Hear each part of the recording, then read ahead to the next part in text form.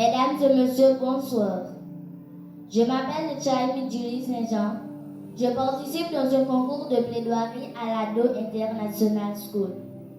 C'est pour moi un honneur et un plaisir d'être avec vous. Je vous remercie par avance de votre écoute attentive.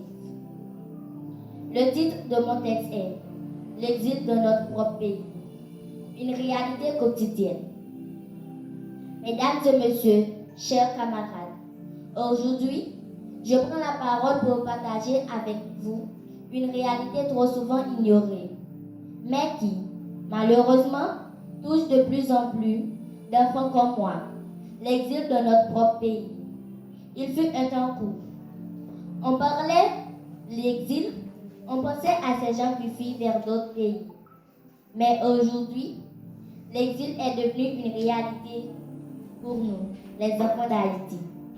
Nous n'avons pas besoin de traverser la mer pour être déracinés. Chaque jour, nous vivons l'exil sans quitter notre pays. Car nous sommes contraints de fuir nos maisons, nos écoles, nos communautés, à cause de l'insécurité grandissante et de la violence qui détruisent notre quotidien.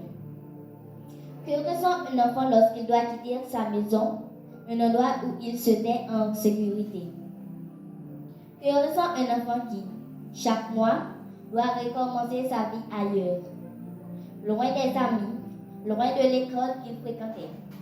Comment pouvons-nous grandir et rêver de l'avenir si chaque jour nous vivons dans l'incertitude de savoir où nous allons dormir?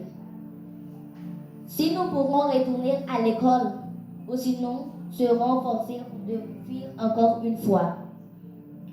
C'est cette réalité qu'il nous faut affronter, l'exil de notre propre pays. Le fait de ne plus avoir de racines, de devoir tout reconstruire à chaque fois que l'insécurité frappe. Nous sommes une génération marquée par la peur de l'incertitude. Comment se concentrer sur ces études quand la seule chose à laquelle on pense, c'est est-ce que je serai en sécurité ici demain? Je vais dire à tous les adultes qui nous entourent, nous avons besoin de votre soutien. Nous avons besoin que vous nous montriez qu'il est encore possible de rêver. L'école ne doit pas être un lieu où l'on craint pour sa vie. L'éducation doit être un endroit que nous pouvons exercer dans un environnement sûr et stable. Chers camarades, chers professeurs, vous qui me soutenez, je vous invite à prendre conscience de ce que vit chaque enfant ici. La situation du pays nous affecte tous, mais ce sont les enfants qui souffrent le plus. Nous avons besoin de paix, de sécurité pour avoir grandir et construire un futur digne de ce nom. Nous devons tous nous lever ensemble pour exiger un pays où exil ne sera plus une réalité pour nous. Un pays où nous pourrons sourire sans crainte, jouer dans les rues sans peur, aller à l'école sans souci de devoir fuir à nouveau. Je rêve d'un Haïti où tous les enfants peuvent se sentir chez eux, dans la sécurité et la paix, loin de l'exil dans leur propre pays.